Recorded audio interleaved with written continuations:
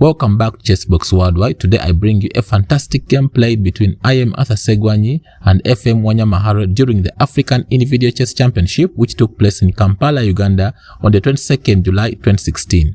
The biggest rival in East and Central Africa is between these two guys. On record, they have played 33 classical games, and I am Arthur with 13 wins and FM Wanyama with 9 wins with 11 draws. This was round 7 and I am Arthur had 3 out of 6 points after suffering a loss in round 5 from the eventual winner of the tournament, GM Hesham Aberam from Egypt, while Harold had 3 out of 6 points.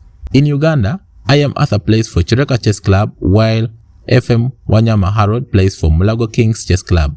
Harold has won both 1 gold medal for Uganda National League 8 times and still counting, and has won various chess tournaments around East Africa. This game sparkled this rival between I am Arthur and FM Harold back then because of ego and experience. Remember, Harold was once a coach and trainer to I am Arthur back in the day, but however, I am Arthur read so many chess books, making his rating explode up to 2412 FIDE ranking, making history as the first East African to reach 24 rating by FIDE in 2022.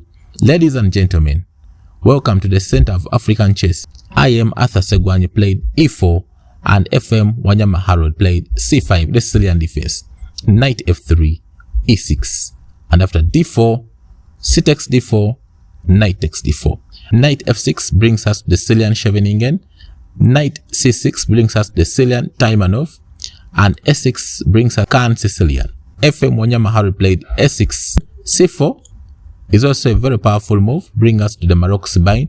Knight c3 is also a very good move, but however, in this position, I am Arthur Ssegwanyi played bishop d3, and after knight comes to f6, he played queen e2. Knight c6 should have been considered, but however, FM Wanyama Harold played d5, anticipating that in case of pawn takes, then knight will take the pawn, which is on d5. I am Arthur Ssegwanyi played d5, attacking the knight, which is on f6.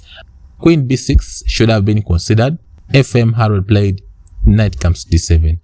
A very strong knight takes e6 was going to make Harold be busted. For example, in case of knight takes e6, in case of f takes e6, then queen h5, and I can tell you the rest is going to be history. Let's go back to knight d7. I am played c3, blocking off all the potential checks which could come alongside the king. He played knight c6. Pawn g6 should have been considered. Harold played knight c6. Ladies and gentlemen, in this position, I would like to give you time to think of the move which I am Arthur Ssegwanyi played in this position. In this position, I am Arthur Ssegwanyi played knight takes e6, a very strong move. The knight is being sacrificed to open up the weak diagonal of the king, and in case you decline taking the knight, knight takes f8 will be a powerful move, followed up by pawn comes to f4, and I can tell you white is going to be a full pawn up. That's why after knight takes e6, Harold tried f takes e6, and I am Arthur Ssegwanyi played queen h5 check, checking the king, and in case of pawn comes to g6, then we'll see bishop takes g6 check, h takes g6, then queen takes g6 check, not even bothering to take the rook, which is on h8. Then we see king comes to e7, bishop g5 check, and in case of knight comes to f6, then bishop takes knight on f6, checking the king, and also trying to go ahead and fork the queen and the rook, and I can tell you in this position black will be busted. That's why after queen h5, Harold tried king e7, and after bishop g5 check, he gave back the piece playing knight f6, pawn takes f6, g takes f6, bishop goes back to h4. Queen b6 should have been considered. For example, after queen b6, then we would see queen e2. Remember, queen b6 is attacking the pawn, which is on b2, so queen e2 defends the pawn, which is on b2, and also putting an eye on the king, which is on e7, king f7, moving away from the battle of the queen, knight d2. I can tell you the pawn which is on b2 is a poisoned pawn, so we see knight comes to e5, short castling, knight takes d3, queen takes d3. In this position, in case of queen takes b2 is a complete blunder because of bishop takes f6 check, and after king takes f6, rook fb1, and after queen goes to f3, queen d4 check. Remember, if the king moves away, then the queen is going to win the rook, which is on h8. That's why we see e5, and after rook b6 check, bishop d6, queen takes d5, and I can tell you black is busted because of the immediate knight comes to e4 check, knight comes to c4, attacking the queen, attacking the bishop. In case also knight comes in on e4, trying to check the king and win the bishop, so I can tell you black is going to be busted in this position. So let's go back. c3 would see bishop comes to e7, rook e1, bishop comes to d7, knight f3, and I can tell you white will have a slight advantage. Let's go back. h4. Harold played bishop g7, which was a dubious move in the position. I am played short castling, and after queen comes to e8, asking for queen exchange, queen e2, maintaining the queens on the board. King goes away from the battle of the queen, c4, trying to open up the position, d4, closing up the position, knight d2. King c7, then we see c5, opening up a square where knight is going to sit. After knight comes to c4, knight will sit on d6, and I can tell you white will be doing very well. e4 was played, and knight c4, f5 should have been considered, but however, Harold played bishop e6, which was a dubious move, and we see knight d6, attacking the queen and also cementing the knight in the center of the board. Queen comes to d7, then we see b4, which is a very powerful move. In case of knight takes b4, then we will see rook b1. Remember, you can't play rook a b1 because of the bishop and the knight, which will be putting an eye on that pawn. In case knight goes back to c6, then remember the knight is on d6, so rook will come in to take the pawn, which is on b7. That's why I would see f5, and after a6, knight comes c6, then rook takes b7, and I can tell you black will be busted. Let's go back. After b4, rook g8 should have been considered. Harold played knight e7, trying to bring the knight to the center of the board, trying to bring the knight on d5. And in this position, I am played b5. Very powerful move. And Harold went on to play knight comes to d5, which was a dubious move.